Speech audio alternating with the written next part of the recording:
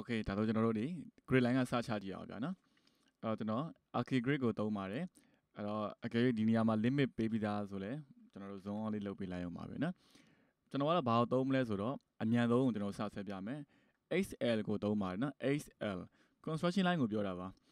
construction line ဆိုတာကကျွန်တော်တို့ဒီစမှတ်လည်းမရှိဘူးဆုံးမှတ်လည်းမရှိဘူးเนาะသူက reference line လို့ဖြစ်ပါတယ်ကျွန်တော်ကတော့ project ထဲမှာ XL line တွေကိုဒီ grid line ချရနေရာမှာကျွန်တော်အများဆုံးအမြင်သုံးပြတယ်เนาะ XL under အဲ့တော့သူ့ရဲ့ option ကိုကျွန်တော်ရွေးကြည့်ကြည့်အောင်horizontal ရှိတယ် vertical ရှိတယ် angle ရှိတယ် bisect ရှိတယ် offset ရှိပါတယ်ကျွန်တော်တို့က vertical line ကိုအရင်စချမယ်ဆိုရင် vertical ကိုကျွန်တော်စကြည့်မယ်တနေရာမှာ step ပိုင်းပြလိုက်မှာပေါ့နော် vertical line ပါမယ်တလိုင်းမဲ့ချမယ် XL under horizontal line ကျွန်တော်ချမယ်ဒါမျိုးပေါ့နော်ပြီးတော့မှကျွန်တော်တို့ရဲ့ project ကိုသွားမယ်ကျွန်တော်တို့ရဲ့ project ကကျွန်တော်ဒီ layout plan ကိုမသွားကြည့်လိုက်မယ်ဗျာနော် layout plan မှာကျွန်တော်တို့ grid A နဲ့ grid B နဲ့က10 bay grid C နဲ့ကလည်း10 bay 10 bay 10 bay ချမယ်အဲ့တော့ offset ကျွန်တော်တို့ပြစ်သွားမယ် O under 10 bay under 1 2 okay ဒါပဲနော်ပြီးတော့ vertical grid ကိုကြည့်မယ် vertical grid ကကျတော့သူလည်းပဲကျွန်တော်ဒီ grid 1ကစယူလိုက်မယ်နော်10 12နော်ပြီးရင်10 bay 10 bay အဲ့တော့ offset ကိုသုံးမယ်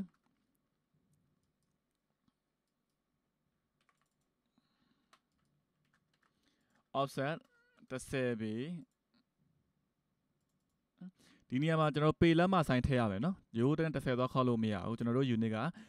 feet and inches ဆိုပေမဲ့သူ့ရဲ့မူရင်း base က inches နဲ့သွားတာဖြစ်ပါတယ်ဒါကြောင့်မို့ကျွန်တော်တို့10 bay ဆိုလို့ရှိရင်10အနာခေါက်လို့မရဘူး10 bay ဆိုင်ထည့်ပေးမှရမယ်ဗျာနော်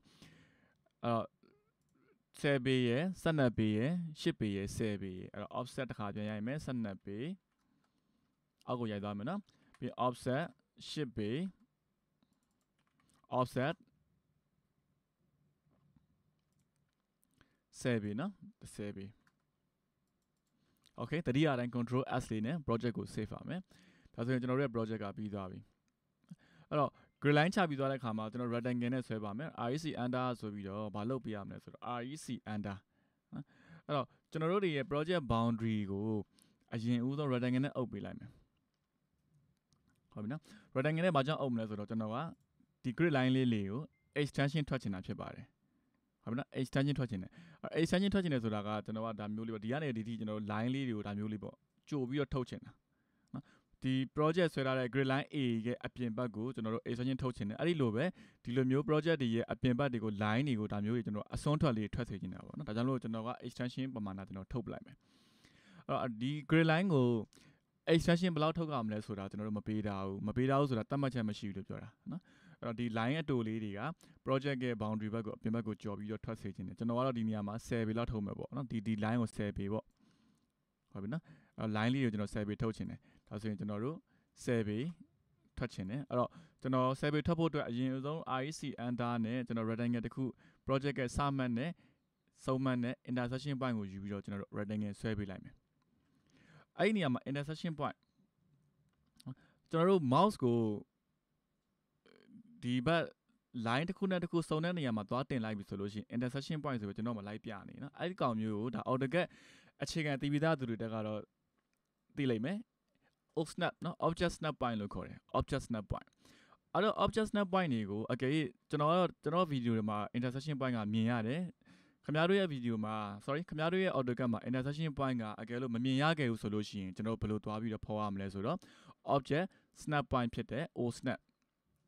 အောက်က o snap ကိုသွားပါမယ် o snap ဆိုတာကဒီလိုမျိုးပေါ့4000တုံးလေးနဲ့နော်4000 square လေးနဲ့ဘယ်ဘက်ချမ်းပေါ်မှာ point လေးတစ် point တင်ထားတယ်သူ့ကိုကျွန်တော် object snap လို့ခေါ်တယ်အဲ့ဒီပေါ် right click ထောက်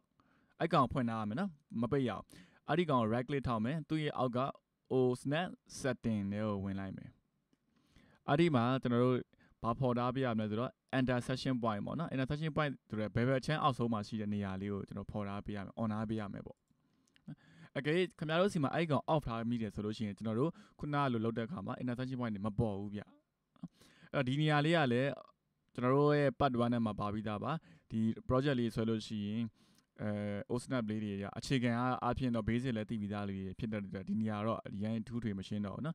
အလွယ်တကူမှတ်မှတ်ဆိုလို့ရှိရင်ကျွန်တော်တို့ osnap point တွေက project တစ်ခုဆွဲလို့ရှိရင်ဘာတွေဖော်ထားဖို့လိုမလဲဆိုတော့ဘယ်ဘက်ချမ်းမှာမြင်နေရတဲ့ point တွေအကုန်လုံးဖော်မယ်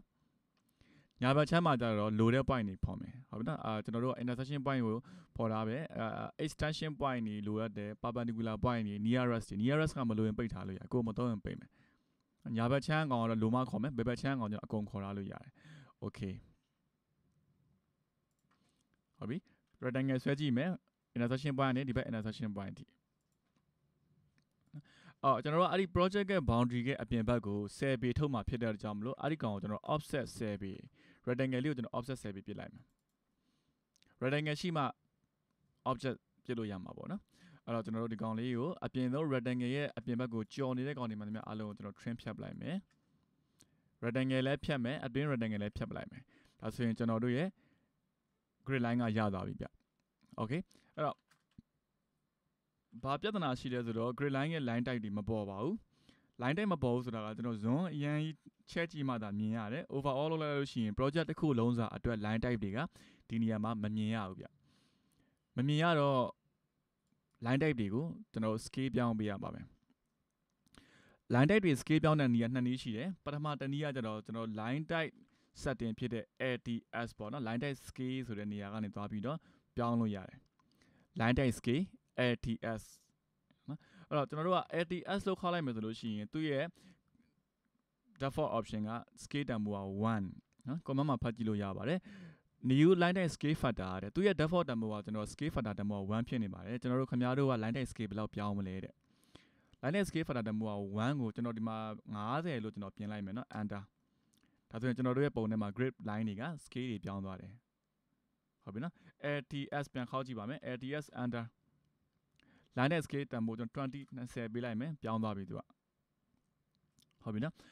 ဒါပေမဲ့ကျွန်တော်တို့မှတ်ကမှာကအခုလိုကျွန်တော်တို့ပြင်နေတဲ့ line type scale command ATS ဆိုပြီးတော့ပြင်လိုက်တာကကျွန်တော်တို့ project တစ်ခုလုံးစာတဲ့အတွက် line type scale တွေကိုပြောင်းပလိုက်တာဖြစ်တယ်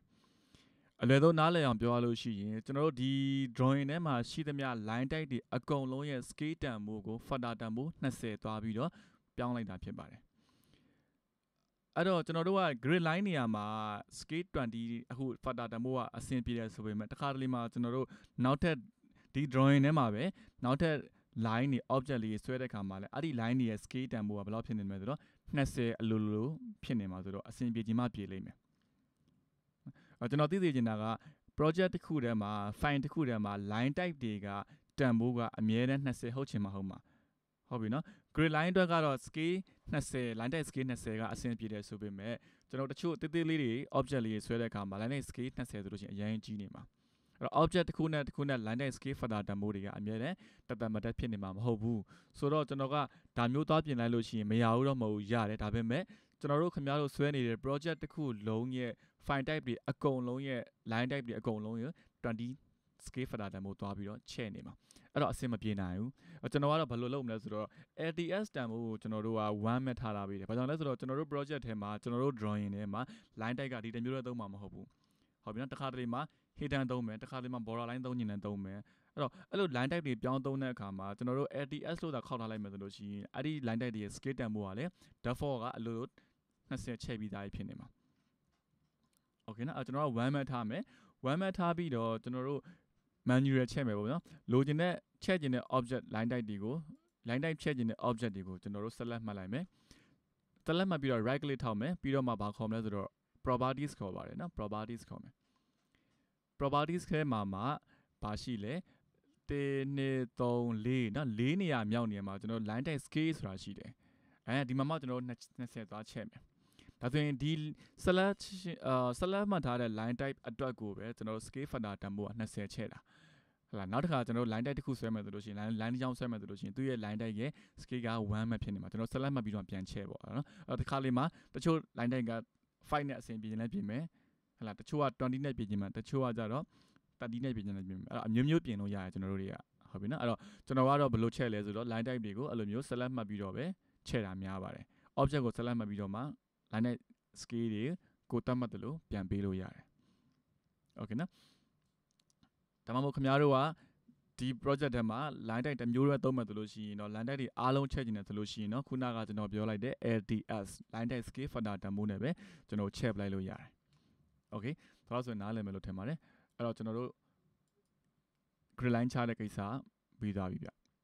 ဟုတ်ပြီနော်ဒါဆိုရင်ကျွန်တော်တို့ဘာလုပ်ရမလဲအရင်ဦးဆုံး annotation တက်ကြတော့မယ်ဒီ grid တွေကို annotation တက်မယ်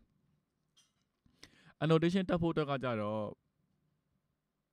annotation လို့ပြောလိုက်ပြီဆိုတာနဲ့ကျွန်တော် dimension နဲ့ဒီ grid ID တွေကိုအရင်ဦးဆုံးမျက်လုံးနဲ့ပြေးမြင်ရမယ်ဟလာဒီ vertical grid က grid 1လား grid 2လားဟလာဒီကောင်က grid A လား B လားစသဖြင့်ကျွန်တော် naming တွေပေးရတော့မယ်ဒါမှသာနောက်ပိုင်းပုံဆွဲလို့ရှိရင်ကျွန်တော်တို့ကအဆင်ပြေမှာအဲ့လိုမဟုတ်ဘဲနဲ့ခင်ဗျားတို့အခုချိန်မှာဆွဲလိုက်ပြီဆိုလို့ရှိရင်အကယ်၍သာကျွန်တော်တို့ project မှာ column size တွေမတူတာတို့ wall location တွေမတူဘူးဆိုလို့ရှိရင်ကျွန်တော်တို့ဒီနားမှာမှန်းရဖို့ခက်တာဘာကြောင့်လဲဆိုတော့ကျွန်တော်တို့ဆွဲထားတဲ့ project ရဲ့ပုံတွေထဲမှာ grid name တွေမရှိတော့ဟလာ grid A နဲ့ B နဲ့ကြားက grid 1နဲ့ A နဲ့ကြားက column ကဘယ်လောက် size ဖြစ်တယ်စသဖြင့်ကျွန်တော်တို့ reference use ရာမရှိတော့ပုံဆွဲရတာအရန်ကြာတယ်ဒါကြောင့်မို့ကျွန်တော်တို့က column တွေ wall တွေမထည့်ခင်မှာ grid name တွေကိုအရင်တက်ပြီးရင်ပို့အဆင်ပြေတယ်ဒါဆိုရင် annotation ဘက်ကိုကျွန်တော်ရောက်သွားပြီ okay နော် annotation ဘက်မှာကျွန်တော် grid name တက်တော့မယ်ဆိုတော့ grid name ကိုတက်ဖို့အတွက်မလုပ်မလဲအရင်ဦးဆုံးစဉ်းစားကြည့်ရမှာ test time ဟုတ်ပြီနော် test time အကယ်လို့ test time မသိလို့ရှိရင်လည်းတခါပြန်ပြီးတော့ပြန်လည်လေ့ကျင့်ခန်းပေါ့ဗျာနော်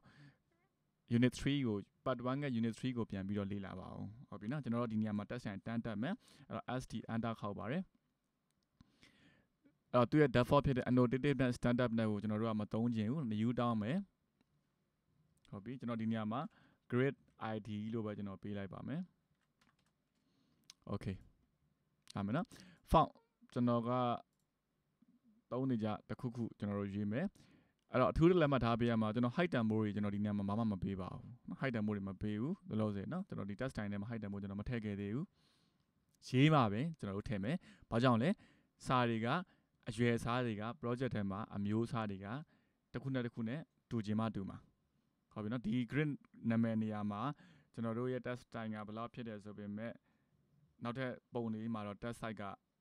သေးခြင်းလည်းသေးမယ်ကြီးခြင်းလည်းကြီးမယ်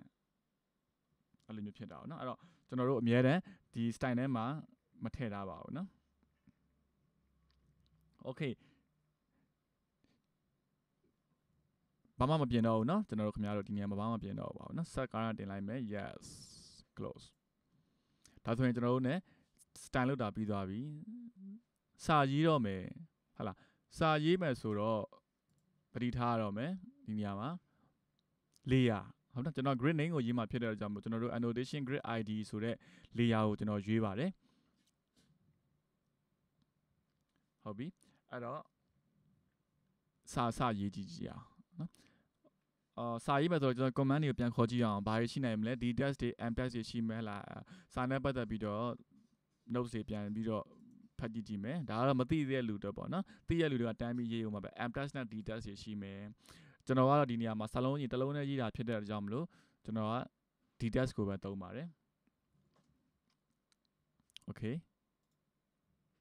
အဲ့တော့ d test သုံးမယ်ဆိုတော့ကျွန်တော်တို့ဒီနေရာမှာ